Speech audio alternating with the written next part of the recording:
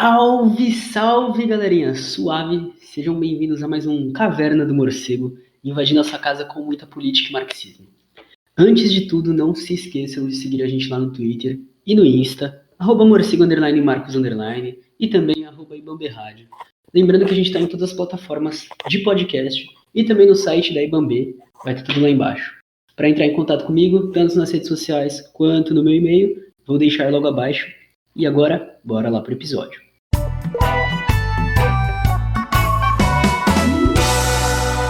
Pessoal, eu fiquei muito ansioso pro episódio de hoje, porque finalmente estou aqui gravando e é um alívio. Hoje falando sobre o livro de uma das mentes mais brilhantes, o Silvio Almeida, e sobre um livro que para mim é uma base para uma análise da estrutura capitalista, até de um modo geral, não só sobre a questão do racismo. E o livro em si ele é bem objetivo, ele é claro, e ele aborda pontos importantíssimos demais. Só fazendo aqui, talvez até o meu amigo aqui, meu camarada que revisou o texto fique bravo comigo, porque eu tô fazendo um adendo aqui que já foge totalmente.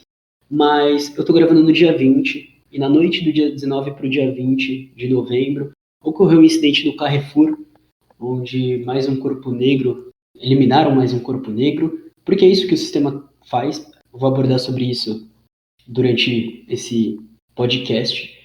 E isso me deu um tom de revolta. Eu ia falar só no final, mas já vou estar citando agora. Se organizem e se preparem, porque aqui no Brasil a gente vive uma especificidade muito grande, e a gente sabe que o sistema vai tentar vir para cima conforme a gente pressionar ele. E agora é um momento onde não adianta mais nota de repúdio, se bem que nunca adiantou, não adianta nada petição, que também nunca adiantou, mas até as manifestações pacíficas acabam perdendo uma contextualização, acabam perdendo todo o seu significado, com um cara da Fundação Palmares que está destruindo o legado de pessoas, de mentes brilhantes brasileiras, e com um vice-presidente negando a existência do racismo. Mas agora, voltando para o tema central daqui, eu não estou aqui para falar do livro em si, eu vou trazer alguns conceitos, trazendo a visão do Silvio, que eu concordo em praticamente o livro todo, já citando isso, e complementando com uma análise marxista que embora presente no livro, fica meio encoberta. Algumas coisas devem ser pontuadas antes da gente começar. É importante lembrar que as estruturas são formadas com o capitalismo e elas se aprimoram com as suas mudanças, né? Quais estruturas você está falando, Marcos? Eu estou falando do próprio racismo, o machismo, né, que quando a gente, eu vou citar mais para frente, mas quando a gente olha, ele existe antes do capitalismo, porém ele adquire uma forma específica dentro do capitalismo. Então, falando sobre o racismo, o próprio Malcolm X já traz. Não existe capitalismo sem racismo. Eu vou tentar expandir em alguns momentos a discussão para além do racismo, pensando também em grupos LGBT, na questão das mulheres, e deixando indicações de pessoas que se aprofundam nesses temas, né? Já citando agora, a gente tem a Laura Sabino e a Dimitra Vulcana, que estão trazendo pontos muito importantes nessa questão. É claro, eu também vou deixar aí indicado o Chavuz da USP, também vou deixar indicado a Sabrina Fernandes, e aí eu vou deixar tudo lá embaixo, é só acessar. Caso algo que eu fale não bata com o que o Silvio Almeida traz, é só analisar se foi um erro conceitual meu ou uma opinião diferente. Mas desde já deixo aqui meu perdão, caso eu tenha cometido algum equívoco, porque não dá para englobar todos os conceitos do livro todo aqui. Aí é só me mandar um salve nas redes sociais ou no e-mail. E a última, que é importante a gente citar, um discurso que o Silvio Almeida trouxe, onde ele afirma que ser antirracista é ser de esquerda. Eu vou deixar também o link abaixo, é um discurso muito bom dele, onde ele fala justamente sobre essa questão. E porque existe aquele discurso, né? Nem de direita nem de esquerda, eu sou negro e tudo. Também vou abordar mais pra frente, no final, com uma coisa que o próprio Silvio Almeida traz.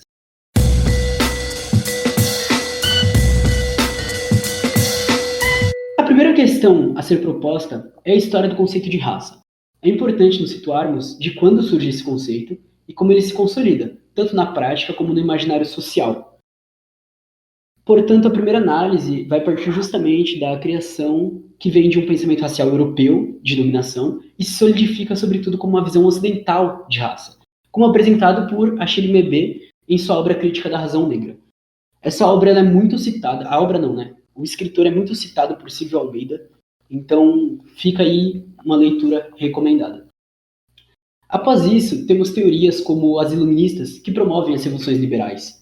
Mas note que quando a revolução ela acontece no Haiti, que inclusive os revolucionários de lá são chamados de jacobinos negros porque a inspiração foi a França, ocorre um efeito de que a própria França revolucionária olhava com desconfiança e medo e impôs obstáculos ao Haiti. Ele demorou para ser reconhecido como país e quando foi reconhecido, ele teve que pagar para a própria França. E aí, o que isso nos mostra? Nos mostra que os ideais liberais não estendem sua humanidade para grupos socializados. É um ponto muito importante isso. A gente vai enxergar isso em Frantz Fanon. A gente vai enxergar isso quando ele faz análise dos grupos em África e dos grupos antilianos, também analisando, é claro, os negros na França. Citando meu podcast sobre a América Latina, todo esse pensamento de superioridade, racializado, ocidental, que surge, resulta em dominação, genocídios, massacres, exploração, abusos. Lembrando que os grupos racializados não são só os negros. Nós temos grupos indígenas, nós temos grupos asiáticos e por aí vai. Além dos pensamentos positivistas, que levantaram o racismo científico com teorias tentando justificar o que eles faziam na época. E é importante analisar o impacto dessas teorias, desse racismo científico, nos dias de hoje. Todo livro do Silvio Almeida, e toda vez que a gente entra em uma análise materialista, histórica e dialética, nós temos que fazer essa conexão de como surge, o que ocasiona na hora e como isso vai se alterando com o tempo e com a estruturação do próprio sistema capitalista. E é claro, também temos a primeira grande crise do capitalismo, em 1873, que resulta no neocolonialismo, que é quando ocorre a partilha e a invasão do continente africano, que é o primeiro momento dessa divisão. Não vou falar sobre a América Latina de um modo geral aqui, neste começo, mais para frente, é claro, eu vou citar muito o Brasil, porém, eu tenho um podcast com o livro do Eduardo Galeano que eu acho que já cumpre um grande papel de importância conectando isso. Seguindo a ordem colocada por Silvio Almeida, vamos definir o que é racismo. É um sistema de discriminação que tem a raça como fundamento e que se manifesta por meio de práticas conscientes ou inconscientes que culminam em desvantagens ou privilégios para indivíduos, a depender do grupo racial que pertence. Ou seja, ela vai ser um sistema que vai estar beneficiando alguém conscientemente ou inconscientemente. Por exemplo, quem tem mais chances de conseguir dando um exemplo que eu citei no livro, quando eu fiz sobre o Florestan Fernandes, no episódio sobre o Florestan Fernandes, eu falei sobre a questão da mídia. A grande mídia atualmente tem 2% de pessoas, de homens negros e 2% de mulheres negras. Ou seja, 4% de um todo nas grandes mídias. Logo, dá para perceber que as pessoas brancas são privilegiadas pelo sistema. É claro, a gente pode entrar a pessoa que comanda tudo isso, ela se privilegia disso conscientemente, né? É claro que aí a gente pode entrar na questão que Frantz Fanon propõe, a gente pode entrar em Achille Mbembe e tudo.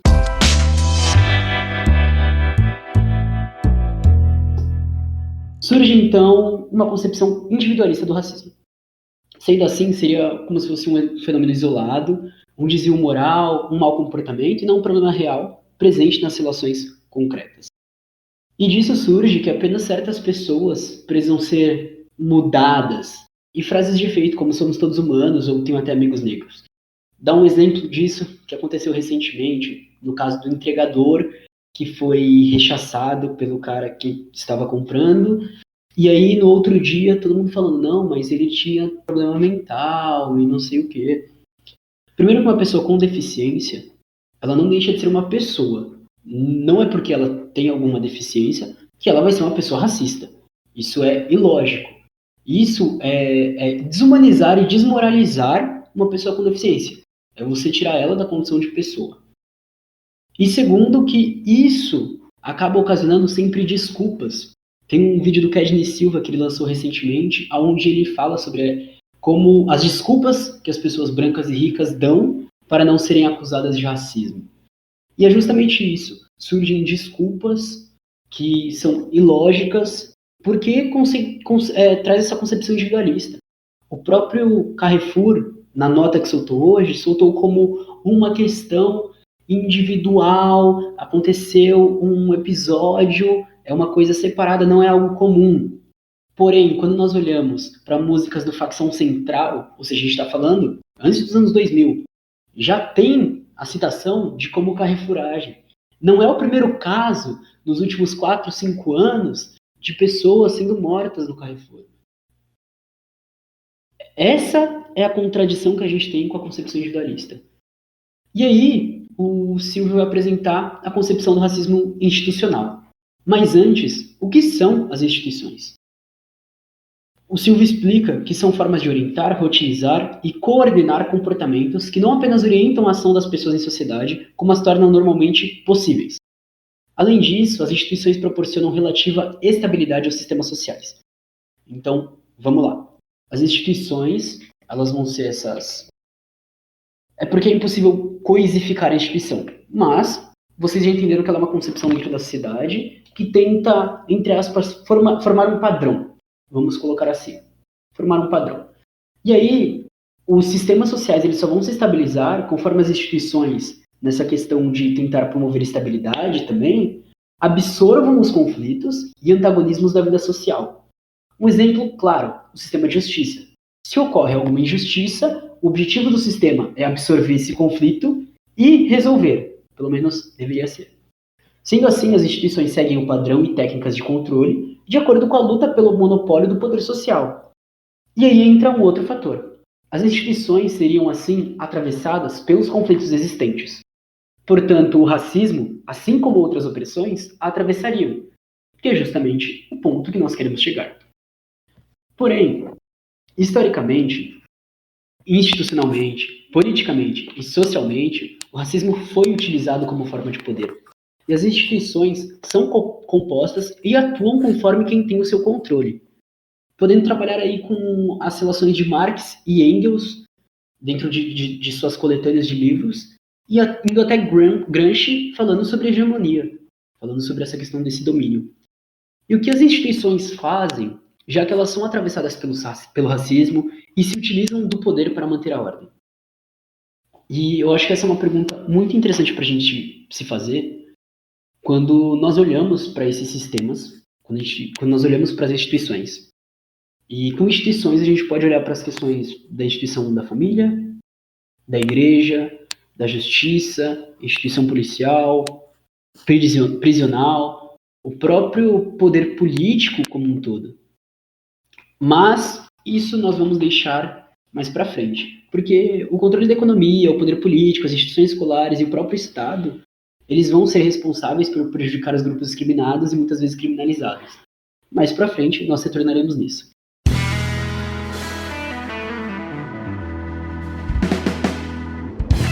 Charles V. Hamilton e Kwame Ture, ambos na época do Partido dos Panteras Negras, no livro deles, Black Power, falam sobre o racismo ser tanto evidente como dissimulado, trazendo o racismo individual como os atos de violência aberta, destruição de propriedades, etc. Como os casos presentes. A minha citação, quando eu escrevi no Extra e em bancos, Carrefour e por aí vai. A dimensão institucional ela é menos perceptível, porém ela impacta diretamente na vida social e é muito destrutiva da vida humana. Dando exemplos disso, o próprio encarceramento em massa. A Juliana Borges, no seu trabalho sobre o que é encarceramento em massa, traz a questão do aumento do encarceramento em massa. Desculpa estar repetindo, mas eu acho importante frisar isso. Das mulheres negras. E é um aumento bizarro. Quando nós pensamos na questão de acesso a recursos básicos, qual é a sociedade, a parte da sociedade hoje que é marginalizada, que recebe menos salários, que está em trabalhos precarizados, que não tem acesso, muitas vezes, nem à água, nem à luz, pensando no caso do Amapá, que está acontecendo agora. Qual majoritariamente é a raça dessa população? Qual é a classe dessa população? E aí temos a concepção estrutural. De acordo com o entendido pelo racismo institucional, fica a implicação de que as instituições não criam racismo, mas reproduzem. As instituições elas são racistas porque a sociedade é racista. E fique a ressalva. A estrutura social é constituída por inúmeros conflitos, classe, racial, sexual, e a luta de classe e as opressões são o que estruturam todas as instâncias da vida social. É impossível desconectá-la das microagressões, violência explícita e de privilégios proporcionados dentro da sociedade. O que podem ocorrer são medidas institucionais afirmativas, não só na questão da racial, mas nós pensamos em cota, tanto para negros quanto cota para mulheres, como a questão da criação de conselhos de diversidade, se não me engano, é quase esse o nome, que está sendo criado em grandes empresas. Porém, quase sempre isso se finda na representatividade e um nível meramente simbólico. Mas é claro, o sistema não quer uma forte oposição. Por isso, geralmente, essa representatividade vem com a presença de aliados do sistema. Olhando claramente a eleição do Fernando Feriado, que critica as cotas raciais. Quando nós olhamos que muitas pessoas da comunidade LGBT que foram eleitas pela direita nessas últimas eleições municipais já colocaram que não vão defender as causas da comunidade LGBT.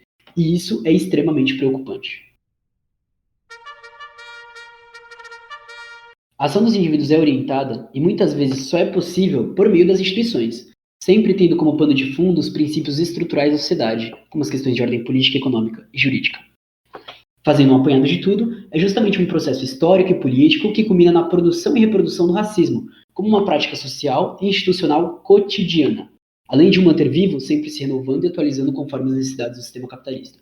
Sendo assim, já fazendo o primeiro corte, a primeira afirmação, as mudanças por dentro do sistema apenas se valem no sentido da conquista de espaço, projeto e ideologia. Como assim, Marcos?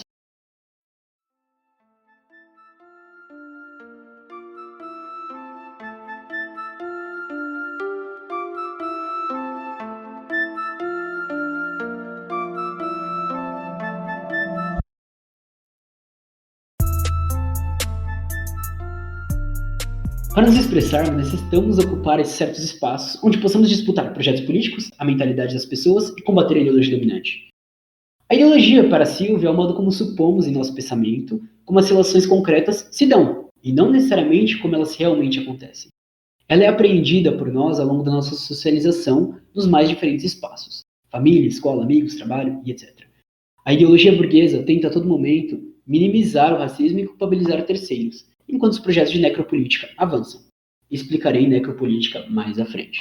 E assim garante que sustente a ideia de uma real mudança e alteração da estrutura, já que esta não nos serve.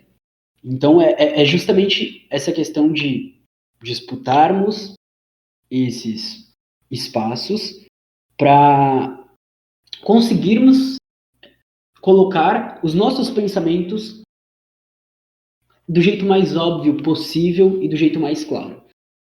Porque hoje nós não temos espaço dentro da mídia, dentro de escolas, o tempo todo surgem espantalhos, os chamados espantalhos, que eu já falei no podcast sobre a América Latina, tentando criminalizar nossas ideias, tentando criminalizar nossos pensamentos. Então, vamos analisar o racismo sob o prisma da institucionalidade e do poder. Se o Estado é a forma política do mundo contemporâneo, o racismo não poderia se produzir se ao mesmo tempo não alimentasse e fosse também alimentado pelas estruturas estatais.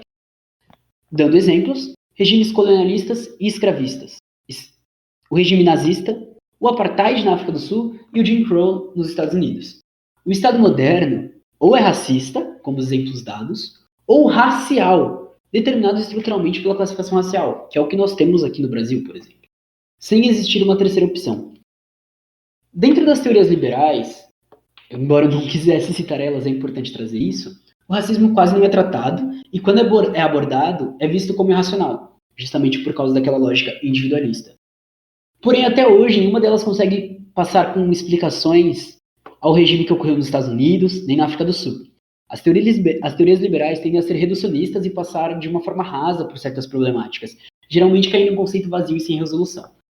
Dentro da sociedade capitalista, surgem conceitos como a liberdade individual, igualdade jurídico-política e a propriedade privada dos meios de produção.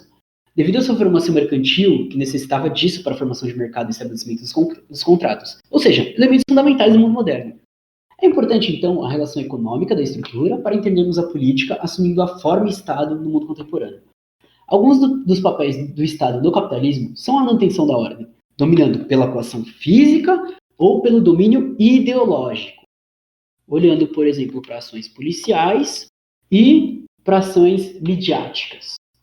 A invasão de comunidades, favelas, de lugares mais pobres, o impedimento de protestos e o domínio ideológico é justamente o que a mídia tenta nos vender o tempo todo, sempre com um discurso liberal, um discurso burguês, um discurso como se nós necessitássemos de alguém cuidando da gente, um discurso paternalista. E é importante salientar que a ligação entre capitalismo e Estado é muito mais profunda e estrutural, a ponto de as defesas do sistema capitalista só serem possíveis pela existência do Estado. Só existe capitalismo porque existe o Estado e vice-versa, do modo que é dado atualmente, é lógico, mas um depende do outro. Por exemplo, Istvan Meszaros, em Para Além do Capital, defende o Estado como parte do metabolismo do sistema capitalista. O Manifesto Comunista de Marx e Engels também vai trazer isso, né? São duas leituras que são fundamentais. É importante salientar que em alguns conflitos, como a relação patriarcal e o racismo, de acordo com Engels, na origem da família e da propriedade privada e do Estado, surgem antes do capitalismo. Porém, a dinâmica absorvida e estruturada pelo sistema é diferente. Quando a gente pensa na questão patriarcal, já colocando, ela é dimensionada por Engels como a primeira opressão a ser criada. O racismo, formação da história de raça, como a gente já citou, ela é uma formação do Ocidente que se dá justamente com o surgimento das relações mercantis, ou seja, do próprio sistema capitalista. E fazendo um corte, é importante relacionarmos alguns pontos, como a existência de um modelo, capitalismo, que agora assume uma forma neoliberal imperialista, que não consegue absorver os conflitos e resulta em modelos de opressão sistêmica dos mais diferentes. Quando olhamos para a questão da invasão dos Estados Unidos em toda a América Latina, atualmente, nós estamos falando dos dados que aconteceram ano passado no Chile, que estava acontecendo no México, Equador, Bolívia, Peru, o Peru que inclusive neste momento está passando por mobilização popular. Podendo expandir através da dominação de países desenvolvidos que ainda extraem vida e recursos de países periféricos, justamente o que eu estava citando. Mas também como o Estado reprime seu povo pela força e tenta suavizar as relações com políticas paternalistas e propagando uma ideologia burguesa. É importante reparar como eu trago muita coisa, né? Cito lá em cima, cito aqui embaixo, porque tudo se conecta. É importante essa ressalva. Quando nós olhamos, uma coisa vai trazer a outra, e às vezes eu vou citar antes, às vezes eu vou citar depois, e às vezes eu vou trazer tudo junto. Retomando agora um termo que eu utilizei lá no começo, a necropolítica adquire um caráter importante de ser observado, que é justamente o que é necropolítica. A normalização da morte, e no caso, a morte de corpos negros, corpos pobres. Desde atos violentos até o suicídio social, que nós chamamos, que são pessoas morrendo por fome na decorrência de extrema desigualdade social, o encarceramento massivo da população negra e periférica. O próprio coronavírus vem mostrando como as diferenças de classe e raça estruturam a sobrevivência. Os homens pretos e pobres estão mais suscetíveis a serem contaminados e a morrerem. As áreas periféricas são mais afetadas. A questão de pessoas com condições financeiras, enquanto os bilionários estão ficando mais bilionários, as pessoas pobres estão ficando mais pobres. O ajuste fiscal do salário já está programado para ter um aumento menor do que o previsto. Enquanto isso, eles ainda estão lucrando. A bolsa de valores hoje do Carrefour, por incrível que pareça, com tudo que aconteceu de ontem para hoje, está subindo, está aumentando, ou seja, mais lucro.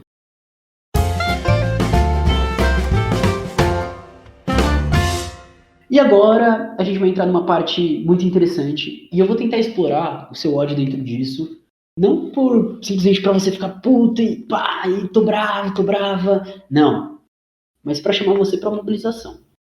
Porque é isso que a gente precisa agora. Precisamos de pessoas dispostas a enfrentar um Estado que não é um Estado democrático, é uma ditadura burguesa, é um Estado que nos oprime, é um Estado que tenta suprimir nossa voz e nossa vida.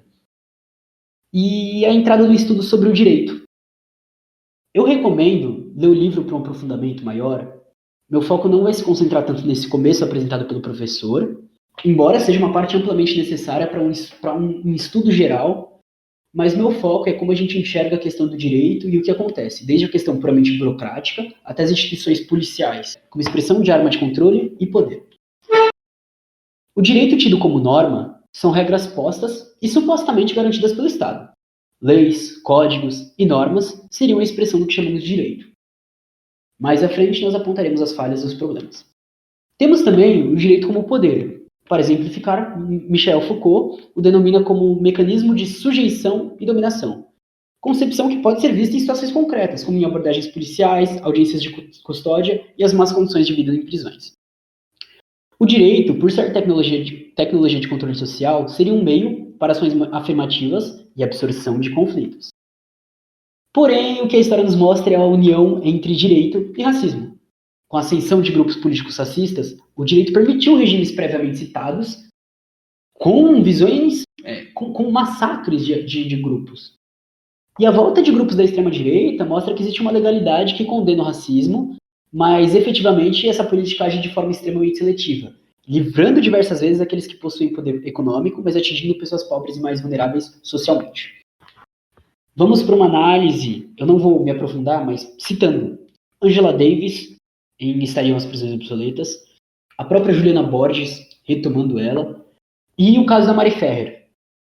Eu acho que são os casos assim que, mais óbvios de como o direito ele não serve para o que ele realmente serviria. E o direito ele também se desenvolve nas relações sociais. As relações que se formam a partir da estrutura social e econômica das sociedades contemporâneas é que determinam a formação das normas jurídicas. Assim, o direito como relação social apontará para a estruturação do racismo. Partindo da percepção estrutural do racismo, o direito não é apenas incapaz de extinguir o racismo, como também é por meio da legalidade que se formam os sujeitos racializados. Nessa questão, o próprio Silva Almeida ele vai citar algumas formulações de leis durante a história, mas que não cabe aqui.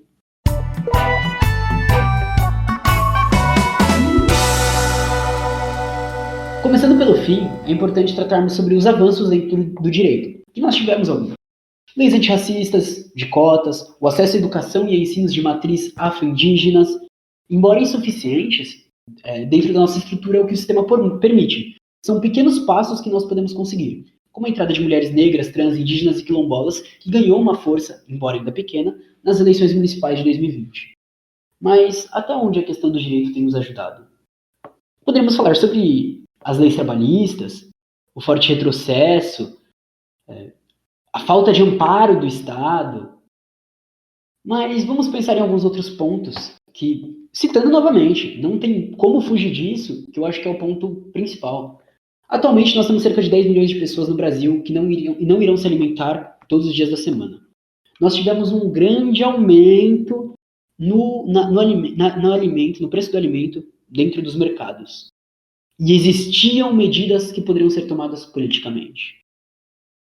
A massa de desempregados crescendo, a massa de empregados informais crescendo, retomando o encarceramento em massa e um sistema que empurra os corpos negros para a falta de liberdade, que a todo momento nos desumaniza. Uma polícia que exige um treinamento militar, e o que o treinamento militar ensina? A olhar para os outros como inimigos. Eu vou deixar aqui também algumas pessoas que trazem essa abordagem sobre isso.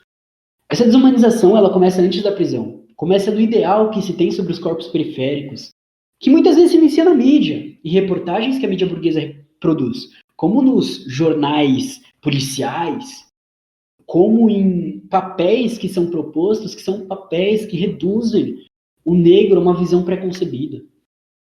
Nós sabemos que os negros têm mais chance de ser presos, tanto não fazendo nada, como, por exemplo, com um menor número de quantidade de droga.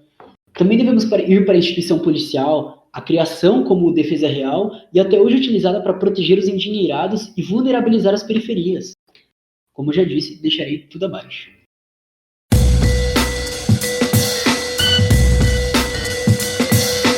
Raça e economia. aqui nós entramos num ponto extremamente importante, que falar sobre raça e economia é essencialmente falar sobre a desigualdade. A desigualdade só pode ser entendida com os conflitos da sociedade. O liberalismo vai tentar caracterizar tudo como um desempenho individual e meritocracia, tendo assim um suporte jurídico e moral.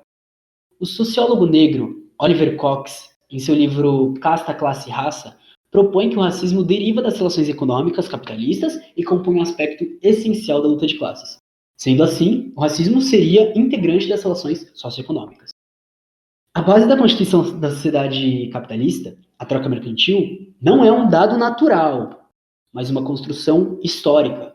O mercado ou sociedade civil não seria possível sem instituições, direito e política. Logo, toda a formação, as opressões e discriminações integram a formação de toda a estrutura do sistema. Chegamos então a duas conclusões. O racismo se manifesta no campo econômico de forma objetiva, privilegiando certos grupos. Vou deixar um link lá embaixo sobre a tributação feita e como ela afeta mais grupos minoritários, principalmente mulheres negras que são mães solteiras. E ela também se expressa no campo subjetivo, legitimando a desigualdade e alienação. A pobreza fica naturalizada como condição quase biológica de negros indígenas. Preto e pobre são quase iguais. Você pensa em um, você pensa em outro. Basicamente isso. E guarda essa afirmação, você pensa em um, você pensa em outro, porque toda essa questão econômica vai ser importante para o final.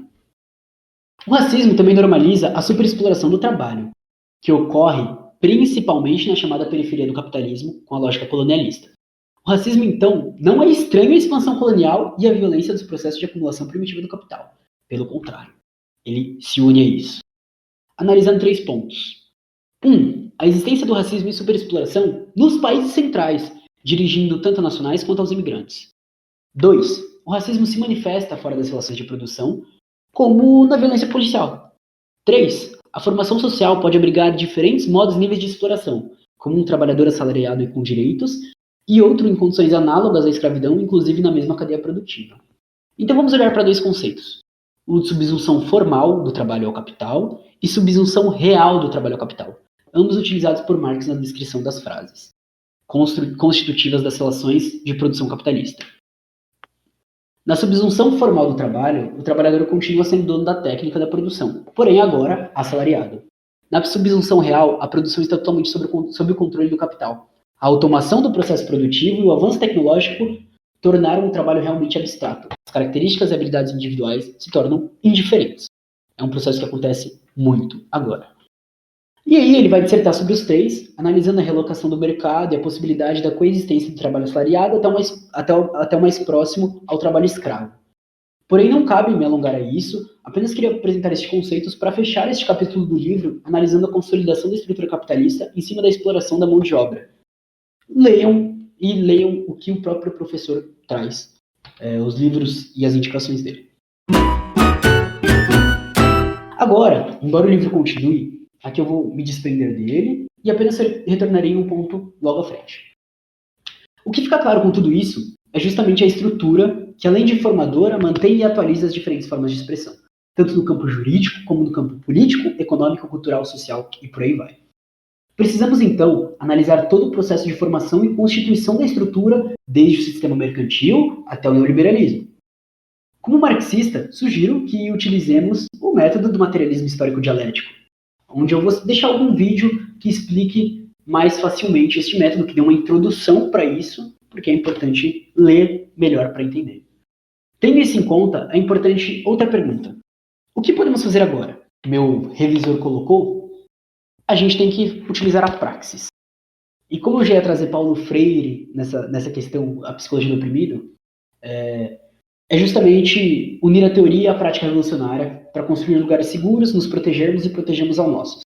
Então, quando a gente pensa o que é praxis? Praxis é a união de teoria e prática revolucionária. O que seria a teoria revolucionária? Leia Lenin, leia Losurdo, leia Marx, leia Engels, leia Trotsky, leia Stalin, leia Ho Chi Minh, leia Mao Zedong. Leiam todos esses, leiam Angela Davis, leia a própria Juliana Borges, embora eu não saiba se ela é marxista, mas ela traz uma visão muito interessante sobre o Brasil de hoje. Leia Lélia Gonzalez, sabe? Leia Bell Hooks. e pensar em uma coisa que talvez quando a gente discuta, nós não pensemos tanto, mas o que a gente pode fazer para resolver a situação alimentar do nosso povo hoje? O que a gente pode fazer para lutar contra a ação policial do dia a dia, sobre a justiça que tenta a todo momento suprimir e criminalizar os corpos negros? O que nós podemos fazer dentro da escola? Quais são as nossas ações efetivas que podem ser construídas agora? Com quem que a gente está dialogando sobre isso? Até onde nossa voz está chegando? Quem que está conseguindo somar a nossa luta? E como nós estamos analisando a estrutura, eu acho importante demais trazer alguns pontos que se tem em podcasts atrás, como a disputa dentro da educação, a importância de olhar para o meio ambiente, olhar para os quilombos, agrupamentos indígenas e outros meios de resistência. Inclusive, a União Negros Indígenas, embora não muito citada, eu estava vendo, eu não vou lembrar agora o nome do camarada e da camarada que estavam falando sobre isso, a camarada indígena e o camarada integrante de um quilombo, falando justamente sobre como, trazendo registros históricos da união destes dois grupos na luta antirracista, na luta pela sobrevivência ao colonialismo e nas próprias revoluções e revoltas, revoltas, né? Não revoluções, porque ainda não tivemos uma revolução, nas revoltas que aconteceram.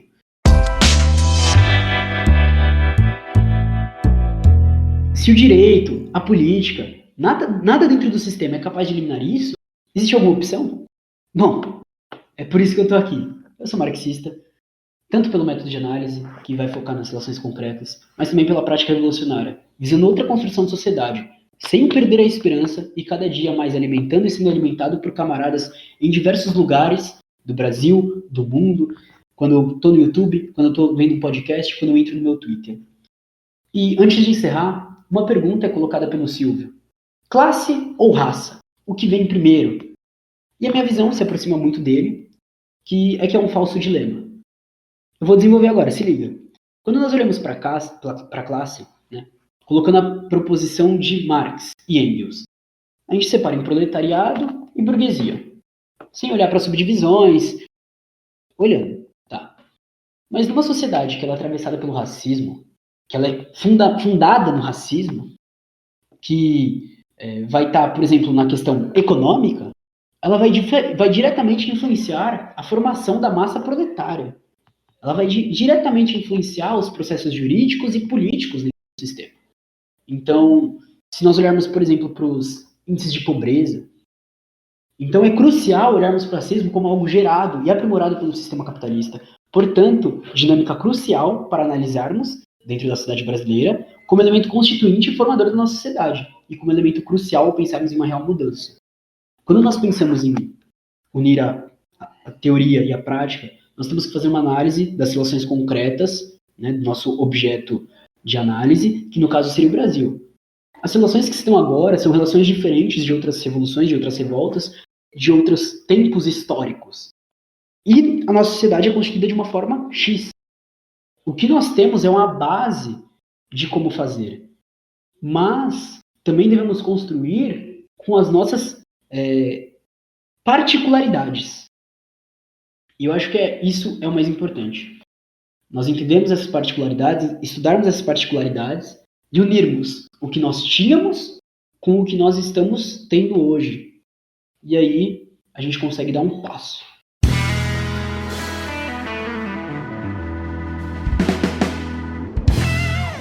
Bom, galera, por hoje é só.